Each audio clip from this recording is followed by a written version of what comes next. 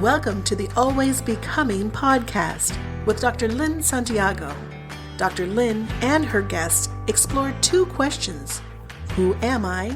And are we always becoming? We all have a becoming story. Be inspired by the personal becoming stories told by guests who share the risks and challenges, the successes and the letdowns, the joys and the heartaches they experience while on their own becoming journey. Here's your host, Dr. Lynn Santiago. Hi, everybody, and welcome back to part 2 of Andrea Assaf's interview. I'm so pleased that you are here to listen to this part. Her interview, there was so much important information, and this piece of it is so important. I was afraid it would kind of get lost in everything, so I thought it would be just so much better to separate it out and create this part 2. Andrea talks about her recent diagnosis with a rare autoimmune disorder, Ankylosing Spondylitis. And yes, I'm tongue-tied, probably saying it wrong, and I am probably not the only one. Anyway, she wrote this poem. It's very powerful. She reads it for, which she says is the first time publicly. It's about the disorder, but also it's about the relationship with the COVID vaccine. And the poem's title is Dear Vaccine.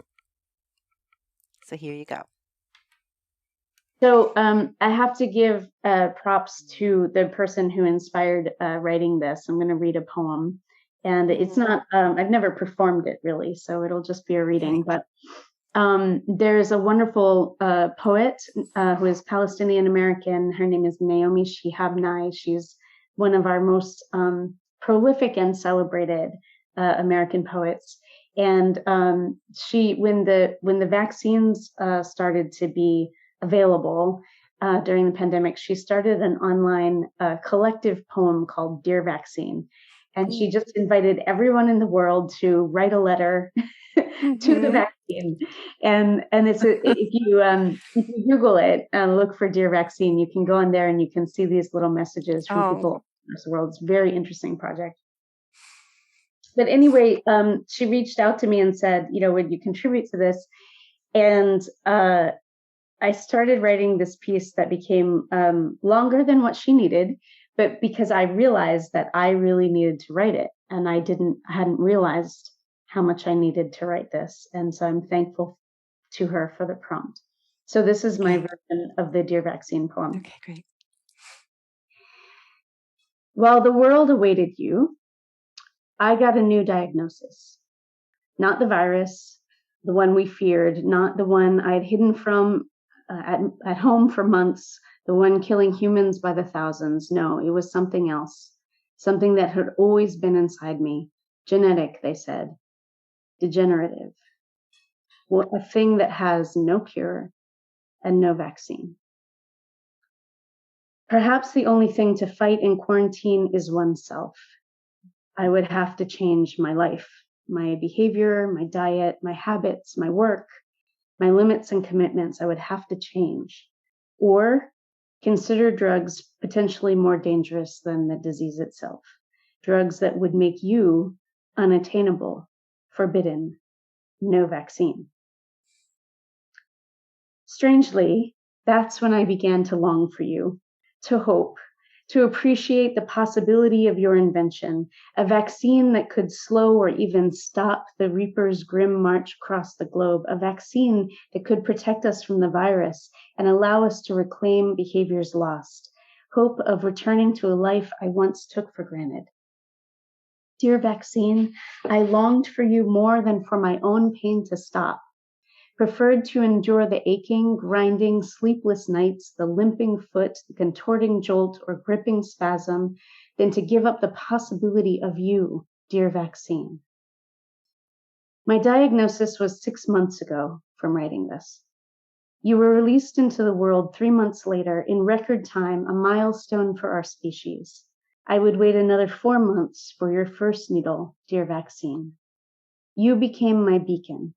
Something to aspire to. Like an athlete, I would train my body to endure, my mind to resist, my heart to believe rather than give up on you.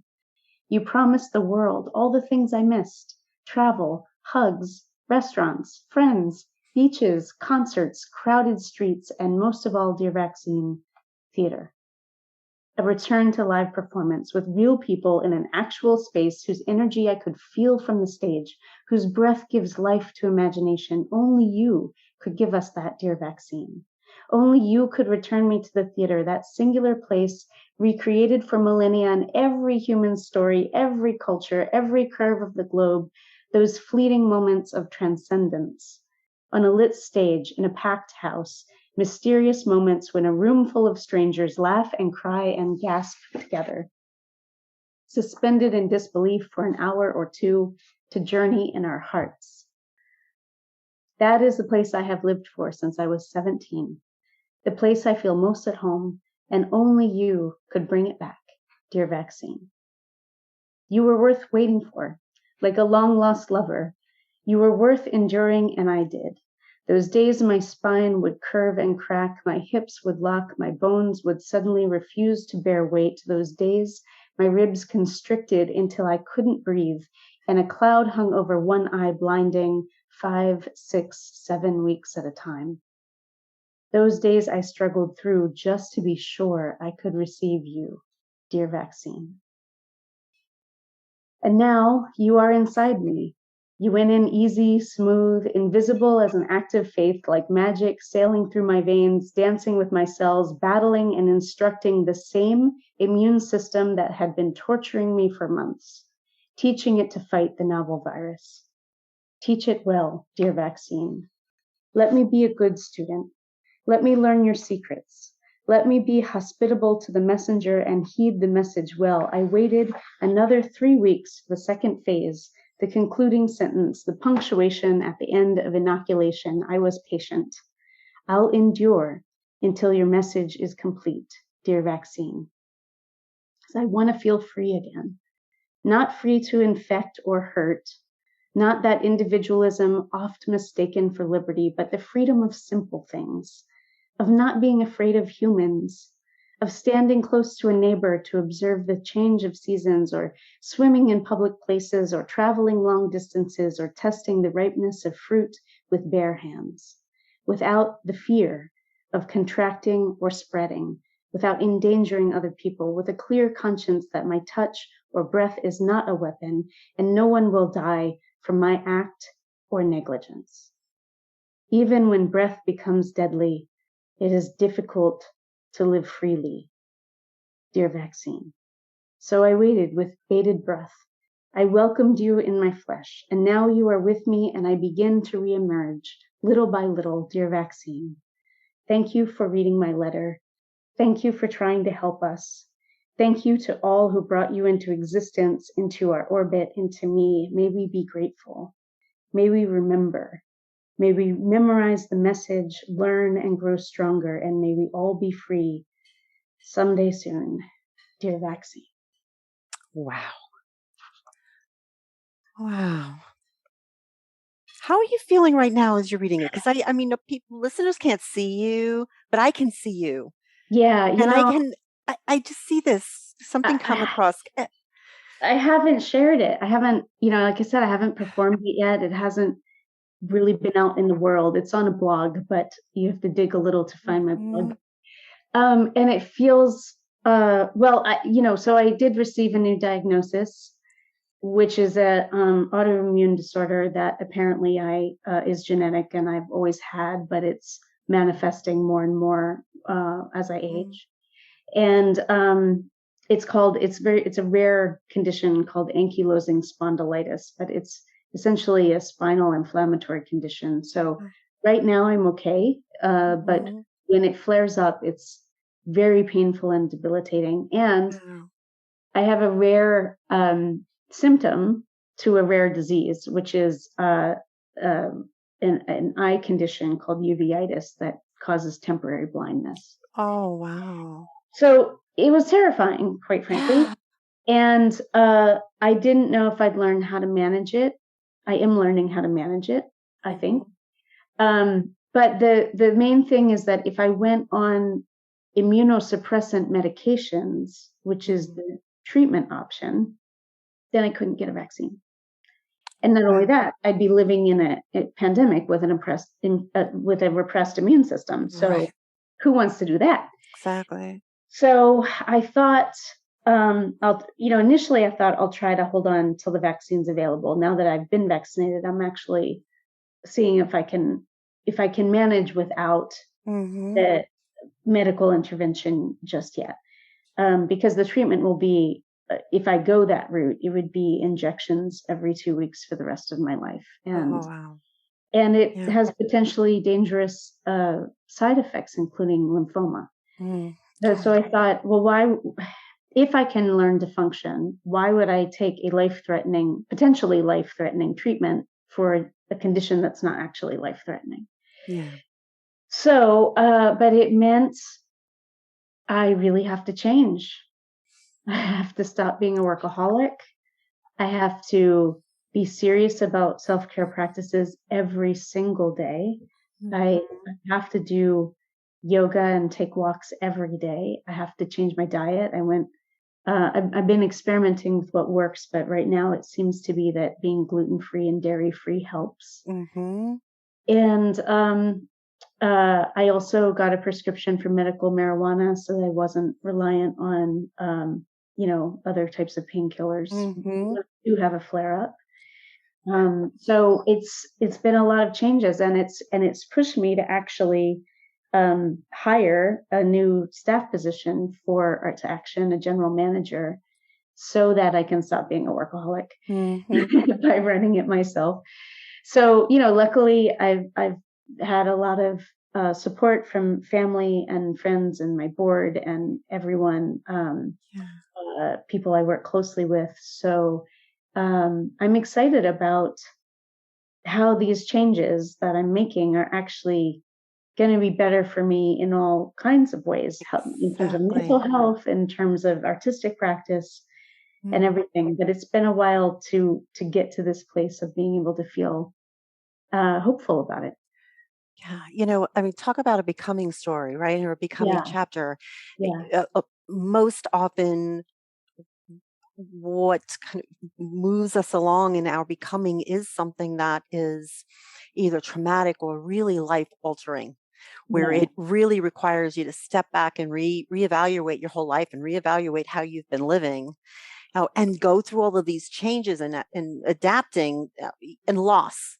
A hmm, lot of loss. I mean, that's what I was hearing as you were describing things. There's like a lot of loss there. yeah, So, absolutely. When I was having a flare up and I didn't know, I had two really bad ones this year, and I didn't know how long they'd last or if I'd be able to, get it to go into remission. mhm. Yeah, for example, try to do a yoga sequence that I've done a million times in my life, and I couldn't do it. And I'd cry, and it was very mournful. I feel also extremely lucky and blessed that I now, I think, am more compassionate and understanding about what it means to live with a disability. And I Mhm. also don't have it permanently, at least not yet. So, I want to acknowledge that incredible privilege. But I also don't know if at some point in my life it will progress. And so, it makes you, once you kind of have to ask these questions about Mm, life and death and quality of life, it makes you mm. evaluate everything. And I think what you saw in me after I read the poem was a sense of relief, because uh, I'm a performer. I'm a touring artist. I don't want. I had a lot of fear about even telling anyone, because I thought, I don't want people to think I can't work. I don't Oh. want people to be like, oh well, we can't, we can't book her Mhm. anymore because she's got this condition. So and finally, I'm kind of writing that piece and starting to share it, is about breaking through that fear. Right. And then, because hopefully the more I talk about it, the more it will educate people about, um, yes, I have this condition. I have to work differently, but it doesn't stop me from being who I am and doing my work. Exactly. Okay. Mm. Yeah. Exactly.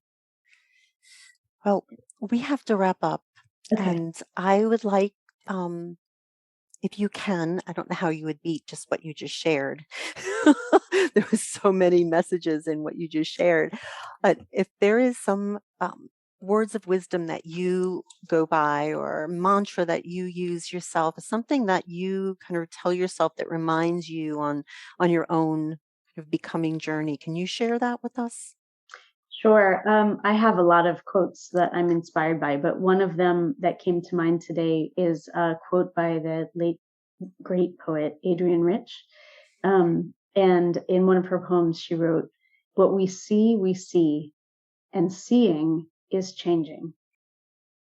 And I always come back to that because it's the whole idea of once you've really had a realization, once you've truly seen something, you Mhm. can't ever unsee it, good or bad or Right. otherwise.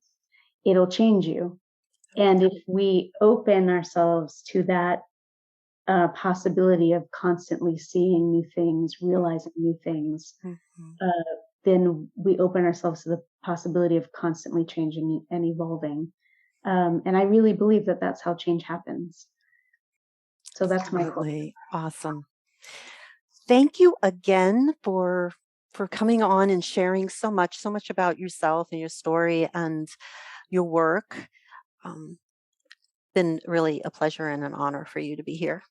Oh, likewise, it's great to see you again. And this is a lovely program. And I'm so honored that you invited me to be a part of it. Great. Thank you so You're much. welcome. Okay. I'm so happy that been able to share this part of Andrea's becoming story with you. I think it's an important reminder of several things. First, it shows us how adversity or trauma or life altering events have this profound effect on our becoming. And then also, it shows us how fortunate we are to have a vaccine for COVID. So, thank you for listening to Always Becoming Podcast. Please follow me on Instagram at becoming_with_Dr. Lynn. That's LYNNE. And subscribe to this podcast so that you can be notified of new episodes. So I don't want you to miss a thing. Thank you.